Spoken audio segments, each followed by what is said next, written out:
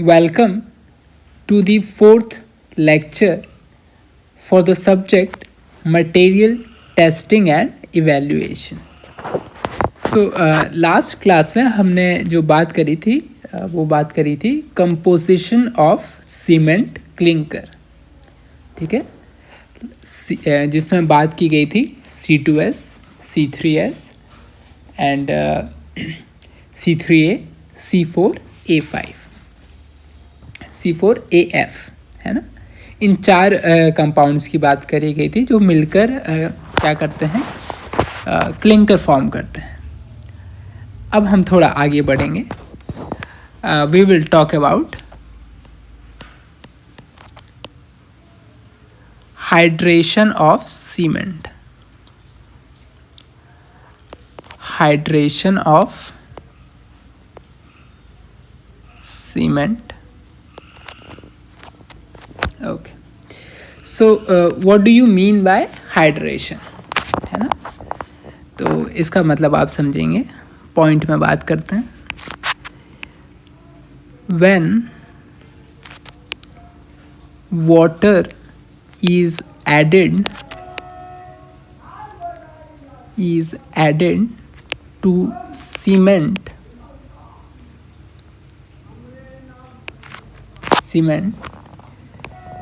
a chemical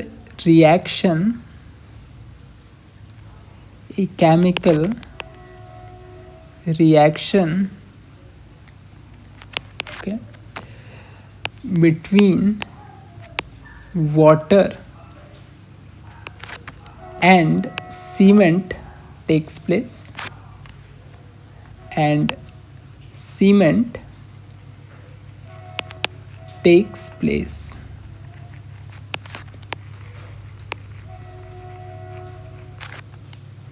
Which is called hydration. Which is called hydration. Okay, तो cement और water को जब आप एक साथ कांटेक्ट में लाएंगे तो उस प्रोसेस उससे क्या होगा, ये केमिकल रिएक्शन होगा, और उस केमिकल रिएक्शन को आप क्या बोलते हैं, हाइड्रेशन ऑफ सीमेंट, है ना. ये जो प्रोसेस होता है ये एक एक्सोथर्मिक केमिकल रिएक्शन होता है. तो इससे क्या होता है, एक कुछ हीट निकलती है ना. So next point is it is, या फिर सिंपल आप लिख सकते हैं, the heat liberated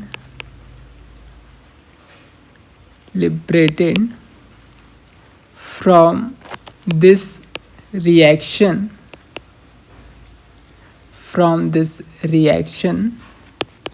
is called heat of hydration. It's called heat of hydration. ये हीट बड़ी ही इम्पॉर्टेंट है और काफ़ी चीज़ें भी इस हीट की वजह से होती हैं, है ना. हम समझेंगे उसको, बट लेट्स अभी कंटिन्यू करते हैं, अपने हाइड्रेशन पे फोकस करते हैं. सो जब ये केमिकल रिएक्शन होगा तो फाइनली आपको क्या मिलेगा, है ना. एंड प्रोडक्ट क्या होगा इस केमिकल रिएक्शन का. So the end product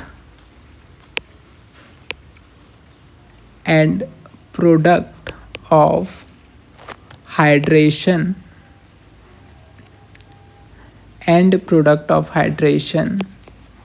is CaO dot SiO2 dot H2O. तो ये आपका एंड प्रोडक्ट होता है. इस एंड प्रोडक्ट को आप किस नाम से बुलाते हैं, सो विच इज़ कॉल्ड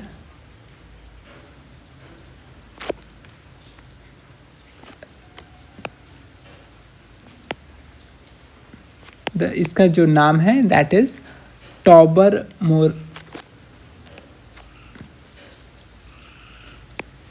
टॉबरमोराइट, है ना। सो जब कहने का मतलब है जो आप सीमेंट और वाटर को ऐड करेंगे, फिर जो केमिकल रिएक्शन होगा, है ना, फिर केमिकल रिएक्शन के बाद क्या होगा, हीट निकलेगी, हीट निकलने के बाद आपको एंड प्रोडक्ट मिलेगा, है ना। तो ये क्या है आपका टोबरमोलाइट, है ना। तो अगर आप ध्यान से देखेंगे यहाँ पे, तो यहाँ पे क्या है आपका CaOSiO2H2, है ना।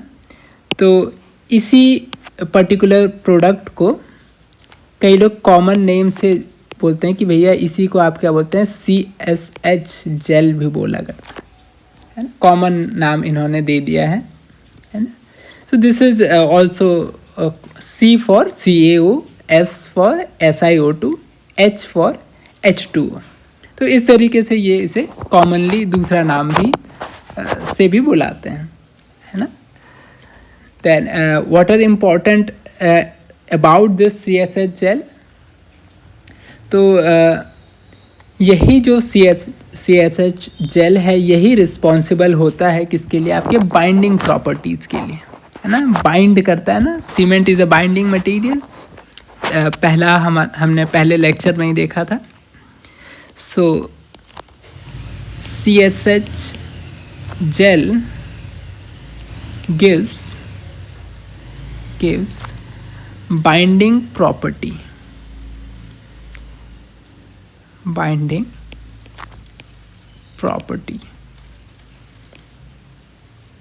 ओके। तो इसका आप एक रफ केमिकल रिएक्शन लिख देंगे। एक्चुअल में सीमेंट के लिए हम जो केमिकल रिएक्शन लिखते हैं वो कुछ इस तरीके से लिखते हैं कि आप देख के समझ जाएंगे। जो आपका C3S जो होता है ये हाइड्रोजन से रिएक्ट करता है, बेसिकली वाटर है ये, है ना, वाटर से निकल के आ रहा है। इसको आप H2O भी समझ सकते हैं, लेकिन है ना, हाइड्रोजन उसमें से वो लेता है। हम इसी तरीके से इक्वेशन को लिखा जाता है जनरली। सो इसका जो प्रोडक्ट आता है वो C3S2H3 आता है। इसके साथ में एक प्रोडक्ट जो निकलता है दैट इज़ कैल्शियम का हाइड्रोक्साइड, साथ में हीट एक्सर्ट होती है। जो आपका दूसरा इम्पॉर्टेंट प्रोडक्ट था क्लिंकर कंपोजिशन का C2S, वो भी वाटर से रिएक्ट करता है, उसमें से हाइड्रोजन को लेता है। अगेन ये जो इससे जो प्रोडक्ट मिलता है वो कुछ इस तरीके से मिलता है आपको, ओके।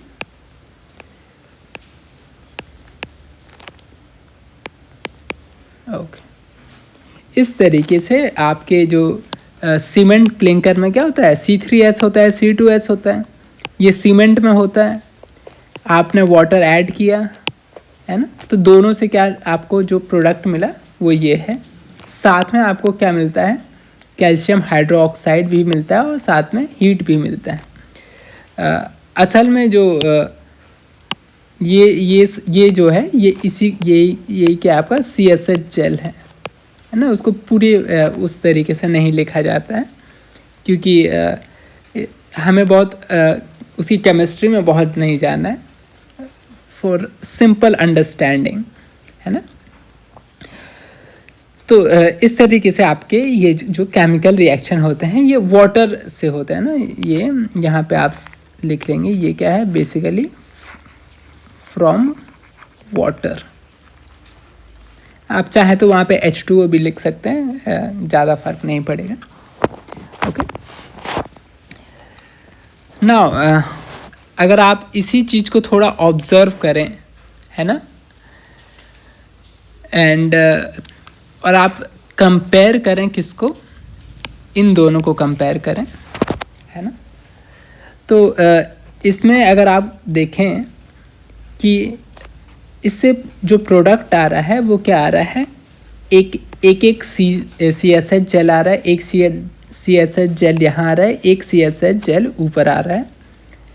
हीट भी आ रही है। हीट हालांकि दोनों में अलग अलग है, दोनों की वैल्यू आपने पीछे लिखी हुई है ना। लेक्चर 3 में आपने वैल्यूज़ भी लिखी हुई थी ना। अगर आप ऑब्जर्व करेंगे तो इसमें कैल्शियम हाइड्रोक्साइड का एक आपको दिखेगा, यहाँ पे आपको 3 दिखेंगे, है ना।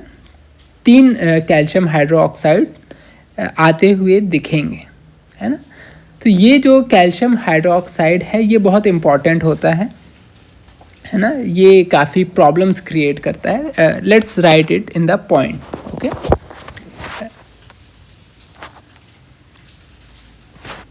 यहाँ पे लिख देंगे calcium hydroxide is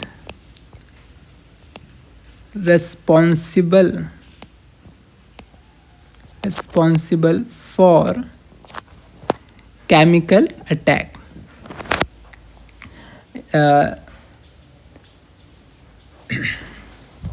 Responsible for chemical attack. इसका मतलब क्या है, जितना ज़्यादा कैल्शियम हाइड्रोक्साइड होगा उतना ज़्यादा केमिकल अटैक करेगा, है ना। तो यहाँ पे अगर आप ध्यान देंगे C3S में क्या है, 3 है और इसमें क्या है, 1 ही है। इसका मतलब है अगर आपके सीमेंट में C2S ज़्यादा है तो उस पर केमिकल अटैक होने के जो चांसेस हैं वो कंपैरेटिवली कम होंगे, है ना। कंपैरेटिवली क्या होंगे, कम होंगे। इसलिए अगर आप ध्यान देंगे तो पीछे नोट्स में लिखा था कि C2S is responsible for resistance, for increasing the resistance against chemical attack, है ना। तो वो एक्चुअल में यहाँ से डिसाइड होता है ना। कैसे ये होता है, अगर आप यहाँ पे लिखना चाहें तो आप देख सकते हैं कि जो कैल्शियम हाइड्रोक्साइड होता है is soluble in water, is soluble in water, है ना। पानी में सॉल्यूबल होता है। मान लीजिए आपका सीमेंट है, सीमेंट आई मीन लेटर से आपने एक कंक्रीट बनाया है, उस कंक्रीट में के एंड प्रोडक्ट जो है आपका, उस कंक्रीट में ये 3 चीज़ें हैं। हीट तो बाहर निकल गई, बचा क्या, ये 2 चीज़, और उसमें से ये पर्टिकुलर चीज़ क्या है, वाटर में सॉल्यूबल है। तो जैसे ही आपके कंक्रीट पे पानी पड़ेगा तो क्या होगा, ये पोर्शन क्या होगा, धीरे धीरे वाटर में सॉल्यूबल होते जाएगा और वहाँ से बाहर निकलने लगेगा, है ना। ये पोर्शन आपके कंक्रीट से बाहर निकलने लगेगा, है ना। इसको आप वर्ड्स में लिख लेते हैं, is soluble in water and leches out with water. पानी में सॉल्यूबल हो जाता है और क्या होता है, उसके साथ बाहर निकल जाता है। thus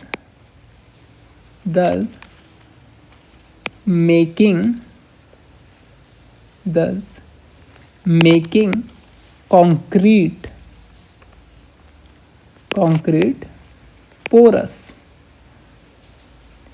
का मतलब है जिसमें वॉइड हो, उसमें हवा, जैसे हवा के बबल्स रह जाएं, है ना।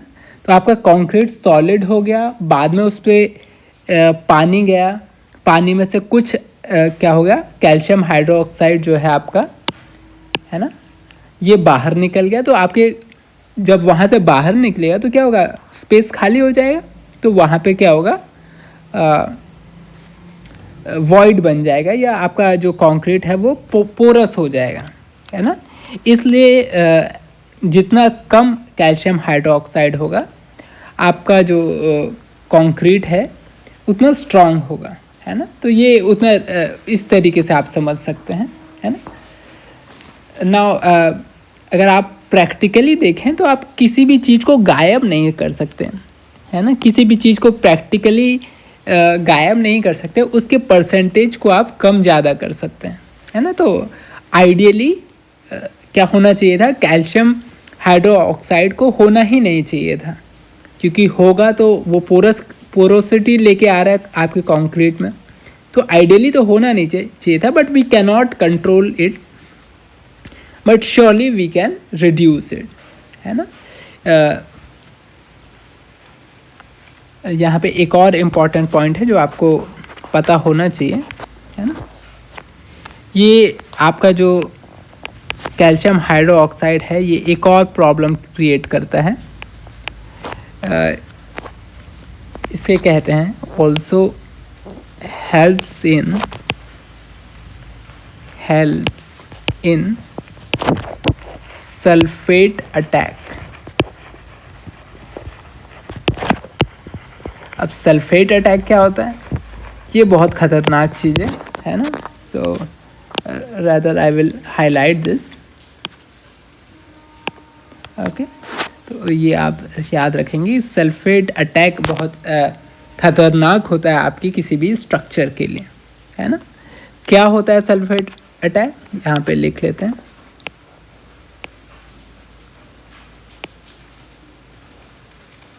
सल्फेट अटैक का क्या मतलब होता है। सो बेसिकली सल्फेट का मतलब है सल्फर से है ना। तो जो आपका जो सॉइल होता है, सॉइल में क्या होता है, सॉइल हैव MgSO4, है ना। सल्फेट होता है मैग्नीशियम का, है ना। ये MgSO4 रिएक्ट करता है, रिएक्ट्स विथ कैल्शियम हाइड्रोक्साइड, है ना। इससे रिएक्ट करता है एंड फिर क्या फॉर्म करता है आपका, एंड फॉर्म्स कैल्शियम सल्फेट, है ना। कैल्शियम सल्फेट फॉर्म करता है। साथ में कैल्शियम सल्फेट एल्यूमिनेट भी फॉर्म करता है ना, ये एक इम्पॉर्टेंट है। साथ में और भी टाइप के, जैसे यहाँ पे जो मैंने मेंशन किया है ये एक ही सल्फेट को मेंशन किया है, साथ में बहुत अलग टाइप के भी सल्फेट हो सकते हैं ना, लेकिन ये सबसे ज़्यादा सॉइल में प्रेजेंट होता है, इससे ज़्यादातर लोग इसी की बात करते हैं, है ना। तो साथ में एक और कंपाउंड फॉर्म होता है जिसे कहा जाता है कैल्शियम सल्फेट एल्यूमिनेट, है ना। ये दो कंपाउंड्स फॉर्म होते हैं। अब इशू क्या है, इशू ये है कि these compounds have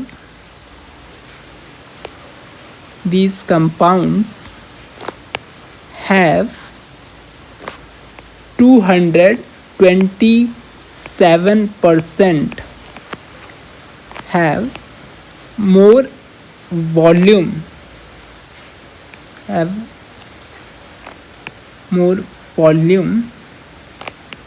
than original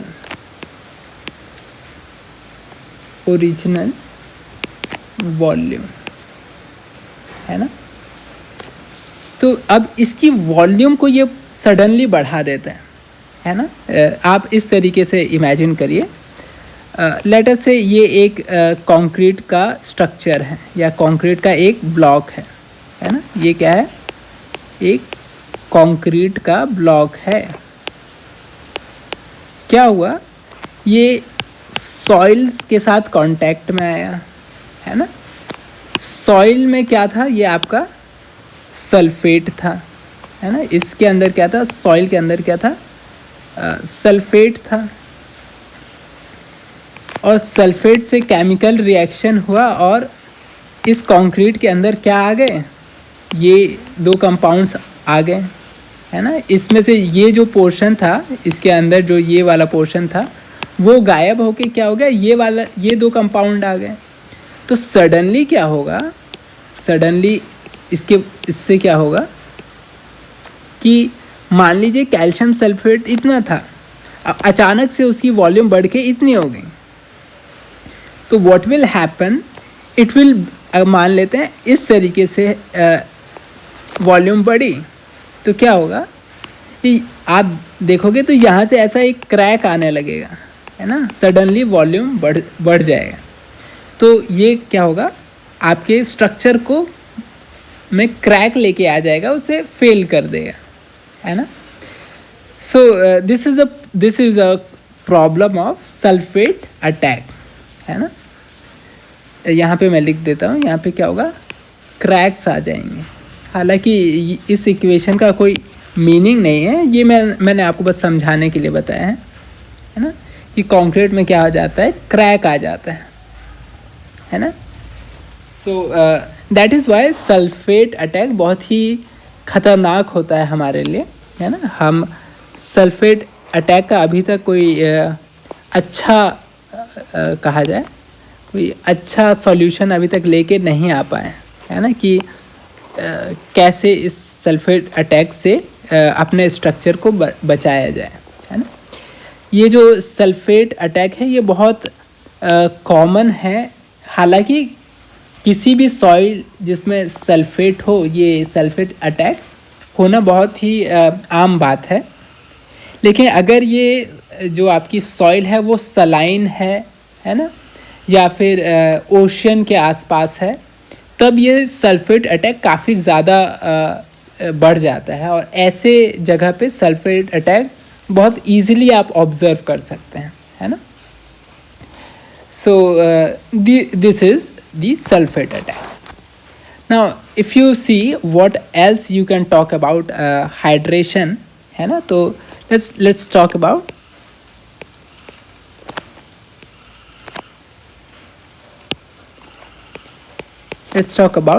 factors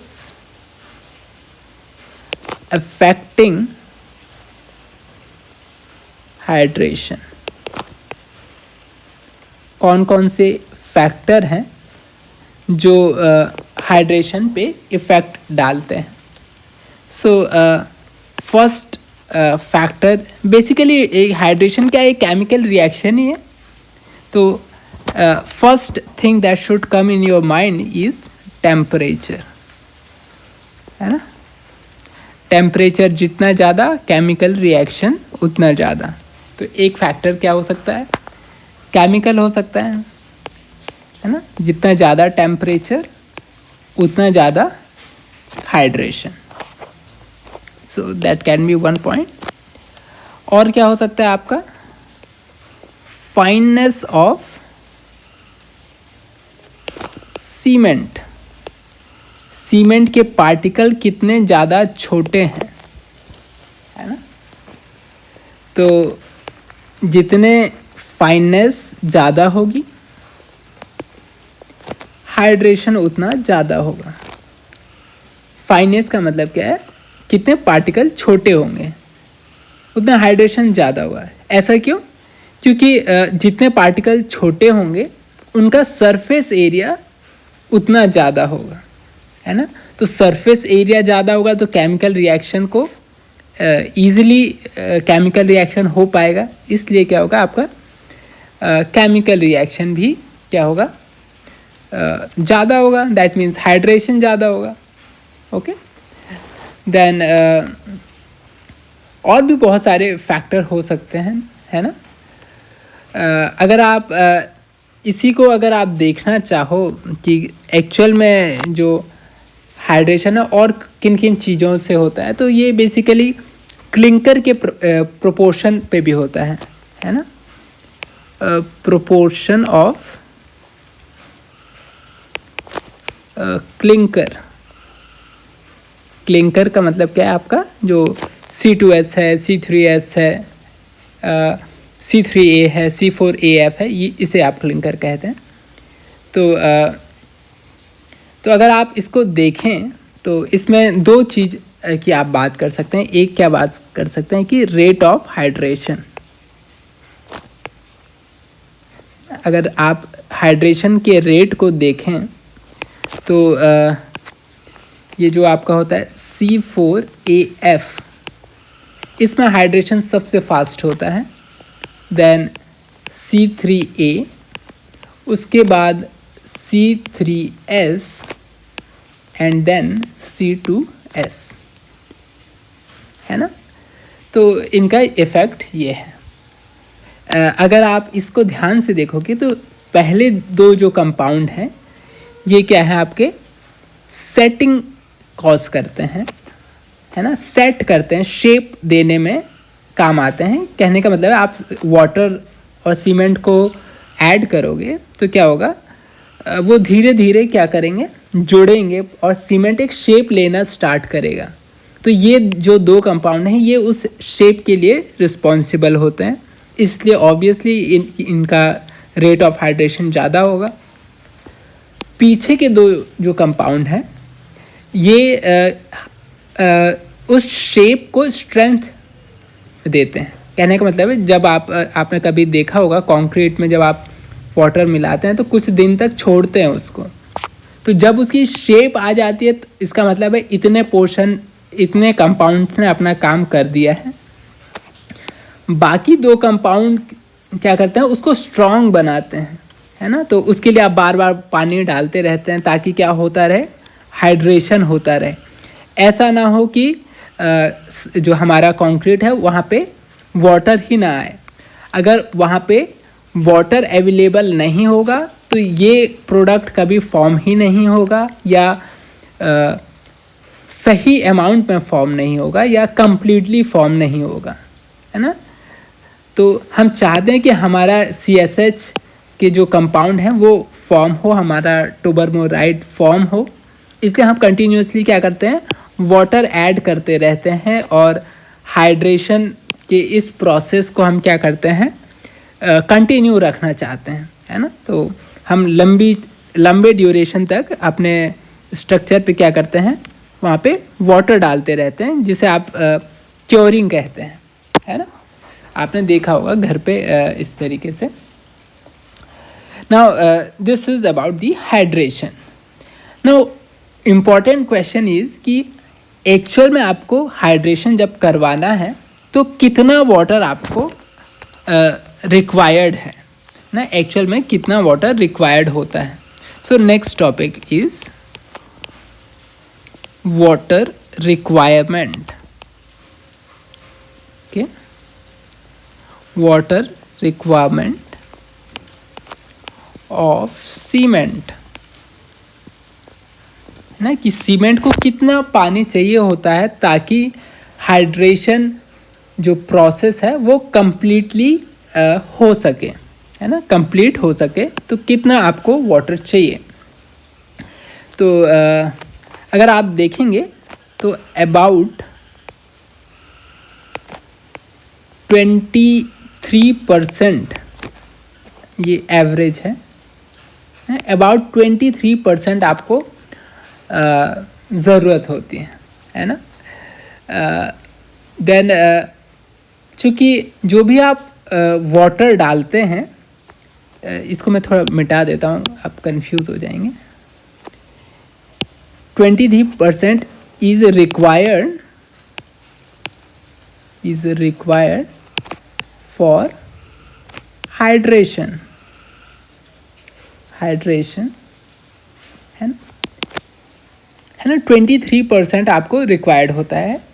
लेकिन क्या होता है कि एक्चुअल में जब आप वाटर डालते हैं तो आप जितना भी वाटर डालेंगे वो सारा का सारा रिएक्शन से पहले ही क्या होता है, उसमें इवापोरेशन हो जाता है ना। इवापोरेशन हो जाता है तो क्या है, आपने अगर 23% एग्जैक्ट डाला तो क्या होगा, वाटर इवापोरेट हो जाएगा। और अब क्या होगा, ये 23% सफिशिएंट नहीं होगा। है ना। तो इसके लिए आपको कुछ एक्स्ट्रा वाटर डालना पड़ेगा। तो जो हमारी गवर्नमेंट ऑफ इंडिया है ये रिकमेंड करती है कि आप 15% जो है वाटर डालिए फॉर क्या है, इवापोरेशन के लिए, है ना, इवापोरेशन के लिए। तो टोटल जो हो गया आपका कितना हो गया, 38% आपको वाटर डालना ही पड़ेगा। फॉर एग्ज़ाम्पल अगर आप 100 kg सीमेंट यूज़ करते हैं तब आपको 38 kg ऑफ वाटर ऐड करना पड़ेगा, है ना, है ना। तो बेसिक मीनिंग ये है। तो आपके लिए ये जो वैल्यू है 38%, ये बहुत इम्पॉर्टेंट वैल्यू है ना। ये वैल्यू बहुत डिसाइडिंग वैल्यू है। आपको ये वैल्यू आपको पता होनी चाहिए, और इसका ये जो ब्रेक है ये भी आपको पता होना चाहिए, है ना। कई बार जो क्विज़ वगैरह होते हैं, अगर आप कभी कंक्रीट क्विज़ेस में पार्टिसिपेट करें या सीमेंट के क्विज़ेस में पार्टिसिपेट करें, तो वहाँ का एक बहुत कॉमन क्वेश्चन होता है कि वाटर रिक्वायरमेंट कितना होता है हाइड्रेशन के लिए। तो always there is a confusion, हमेशा इस क्वेश्चन पे कन्फ्यूजन होता है, क्योंकि कई लोग 23% बताते हैं, कई लोग 38% बताते हैं, है ना। तो you should know this justification, आपको ये जस्टिफिकेशन पता होना चाहिए कि लेटर से आपने 38% बताया और सामने वाला 23% बताता है, तो आप बता सकें, सामने वाले को कन्विंस कर सकें कि 23% इज़ फॉर हाइड्रेशन, और जो इम्प्रैक्टिकल है विदाउट इवापोरेशन। तो आपको 38% तो ऐड करना ही पड़ेगा। गवर्नमेंट ऑफ इंडिया आपको 23% नहीं ऐड करने देता है, वो आपको मना करता है। आपको एज ए इंजीनियर आप ये 23% वाली गलती नहीं कर सकते, है ना। So this is very common issue with the water requirement, है ना। तो अगर आप गवर्नमेंट ऑफ इंडिया का कोड होता है, एक जो कोड गाइड करता है जिससे आप ये जस्टिफाई कर सकें, तो आप वहाँ पे देखेंगे मिनिमम जो वाटर रिक्वायरमेंट है, मिनिमम वाटर सीमेंट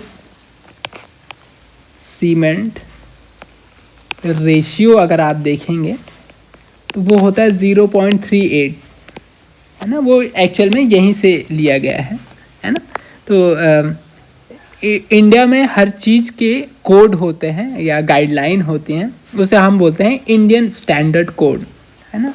हम उसको क्या बोलते हैं, IS कोड बोला करते हैं। तो बहुत सारे कोड होते हैं, IS कोड 1, IS कोड 2, है ना। जैसे IS कोड 1 जो है वो आपका इंडियन नेशनल फ्लैग को बनाने के लिए क्या गाइडलाइंस हैं, क्या फॉलो करना है, क्या फॉलो नहीं करना है, इसके लिए IS कोड 1 होता है। तो ऐसे ही बहुत सारी चीज़ों के लिए IS कोड्स होते हैं, है ना। हर चीज़ के लिए IS कोड होते हैं, गवर्नमेंट हर चीज़ की आपको गाइडलाइन देती है। So this is the water requirement of cement, है ना।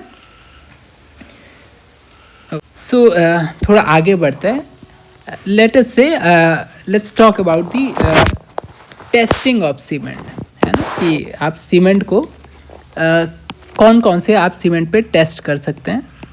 सो let's talk about testing of cement. Okay, so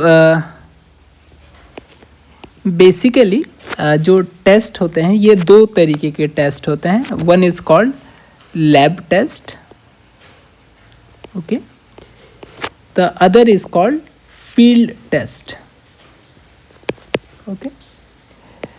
field test actual में जो टेस्ट का जो रियल मीनिंग है वो लैब टेस्ट है। ये जो फील्ड टेस्ट है ये एक्चुअल में ट्रू टेस्ट नहीं है, है ना। लेट अस से अगर आपने कोई टेस्टिंग करी या आपने कोई एक पर्टिकुलर काम किया और उस काम में कुछ फॉल्ट आ गया, और लेटेस्ट से आपको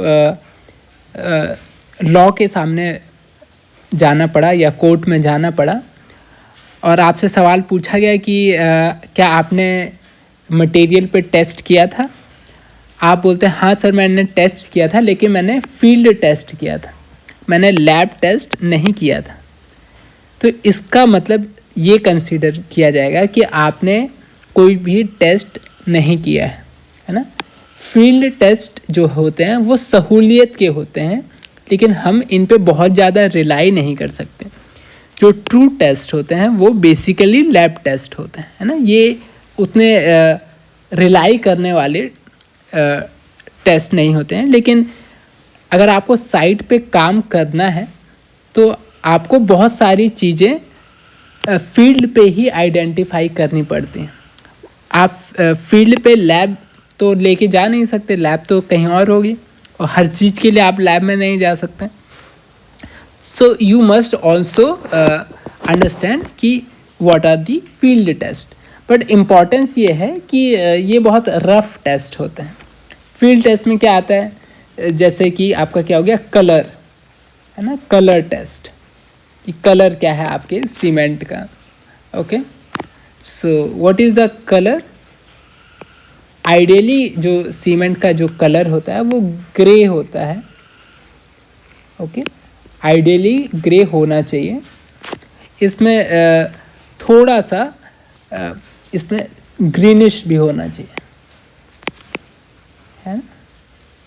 थोड़ा सा इसके अंदर क्या होना चाहिए, एक ग्रीनिश स्पार्क आना चाहिए, है ना, या एक ग्रीनिश शेड कह सकते हैं आप, ग्रीनिश शेड होना चाहिए ना। ये क्या है आपका आपका फील्ड टेस्ट है। और क्या हो सकता है आपका फील्ड टेस्ट, जैसे एक हो सकता है आपका लंप टेस्ट, है ना, आपका लंप टेस्ट हो सकता है।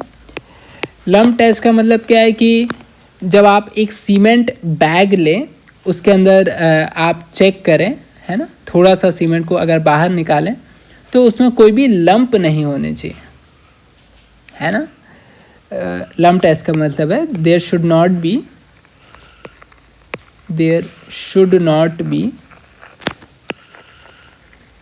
B lump in cement. Cement में लंप नहीं बनने चाहिए। लंप का क्या मतलब है कि एक बॉल जैसा बन जाता है। सीमेंट में क्या होता है, बॉल जैसा एक हार्ड बॉल फॉर्मेशन होता है ना। तो ऐसे लंप नहीं आने चाहिए। ये लंप बेसिकली बनते क्यों हैं, लेटर से आपने सीमेंट बैग को ऐसी जगह रख दिया जहाँ पे क्या है, जो एटमॉस्फेयर में वाटर है या मॉइस्चर है, तो आपका सीमेंट बैग ने एटमॉस्फेयर से क्या किया, मॉइस्चर को एब्जॉर्ब कर लिया, है ना, और क्या किया, ये लम्स फॉर्म कर लिए, है ना। तो जो लम्प फॉर्म हो जाएगा वो वेस्ट हो जाएगा, है ना।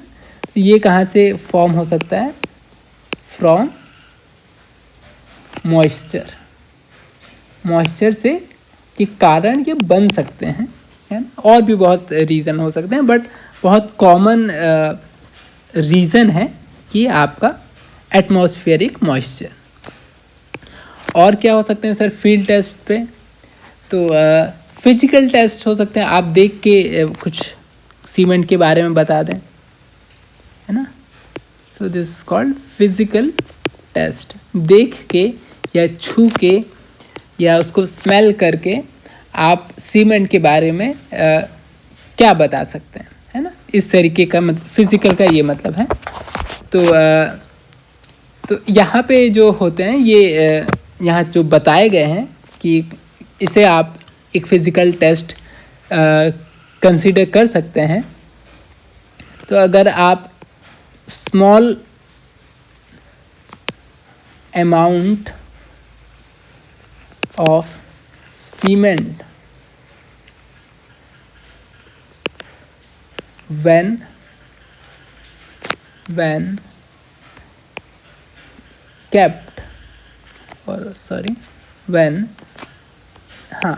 kept in a bucket in a bucket full of water, है ना। तो आप मुझे बताइए कि अगर आप सीमेंट को क्या करेंगे, पानी की बाल्टी में डालेंगे तो क्या वो पार्टिकल्स हैं नीचे चले जाने चाहिए, क्या पानी में डूब जाने चाहिए, या पानी पे फ्लोट करने चाहिए? कौन से सीमेंट को आप अच्छा मानेंगे, है ना। You may think, you may pause the video and think, है ना। So the right answer is it should sink, डूबना चाहिए, शुड सिंक। अगर सीमेंट का पार्टिकल पानी में डूब जा रहा है, इसका मतलब क्या है कि वो सही सीमेंट है। कोई भी चीज़ कब डूबती है, जब उसकी स्पेसिफिक ग्रेविटी ज़्यादा होती है या उसका वेट ज़्यादा होता है ना, सही कहा जाए तो स्पेसिफिक ग्रेविटी ज़्यादा होती है। इसका मतलब क्या है कि सीमेंट की स्पेसिफिक ग्रेविटी वाटर से ज़्यादा होनी चाहिए, है ना। तो इसको आप रफली इस तरीके से फिजिकल टेस्ट से आप चेक कर सकते हैं, है ना। So these are the rough test, और आप इसे कह सकते हैं क्या, फील्ड टेस्ट। लेकिन जो लैब टेस्ट है, they are the real test, और ये हमें एक्चुअल में सही चीज़ों के लिए गाइड करते हैं, है ना। तो जो लैब टेस्ट हैं, इसमें भी फर्दर दो टाइप के टेस्ट होते हैं। इसमें one is called physical test, one is called chemical test.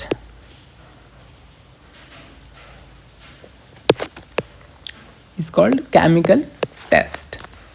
So let me list here.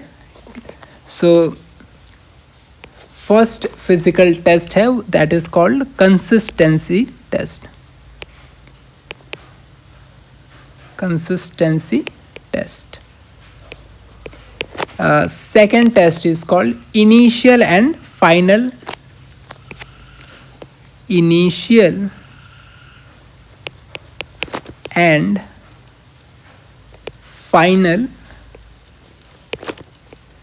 setting time.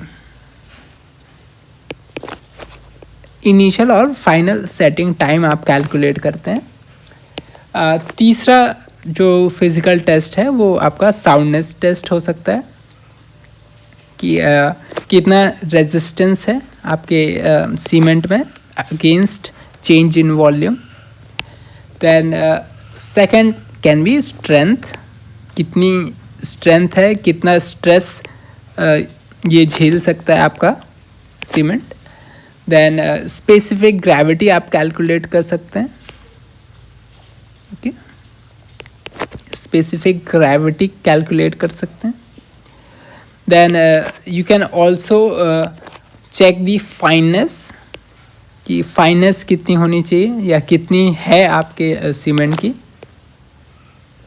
ये सब क्या है, आपके फिजिकल टेस्ट हैं, है ना। देन केमिकल टेस्ट क्या हो सकते हैं, कि आप, बहुत ही सिंपल है कि केमिकल टेस्ट का मतलब है कि आपके सीमेंट का केमिकल कंपोजिशन क्या है ना, केमिकल कंपोजिशन उसका क्या है।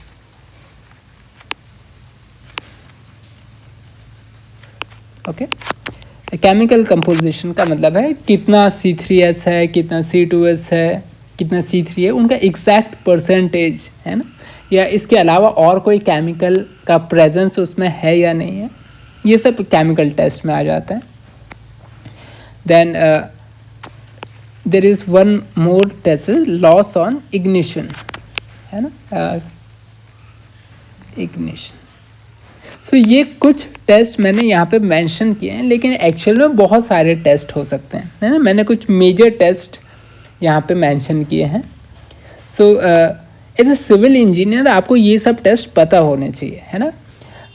हालांकि जैसे टाइम क्या है, जैसे जैसे आगे बढ़ रहा है, और अच्छे टेस्ट जो ज़्यादा सही रिज़ल्ट देते हैं, जो सीमेंट को पहचानने में बेहतर साबित हो सकते हैं, वो डेली इन्वेंट हो रहे हैं, है ना। और जब भी आप ऐसी किसी चीज़ को समझना चाहते हैं जो एडवांसमेंट की तरफ है, you should always read the book, है ना, एक अच्छी बुक जिनका एडिशन लेटेस्ट हो। ऐसी बुक्स में बहुत सारे इंफॉर्मेशन होती है, बहुत सारे एडवांसमेंट होता है जहाँ पे आप ये सब सीख सकते हैं, है ना। So you should read a book if you want to learn और if you want to know a theoretical subject like material testing, है ना। इसमें आप ये काफ़ी हद तक थियोरेटिकल है ना, based on the chemistry and other information. Okay, so I think this is enough for today.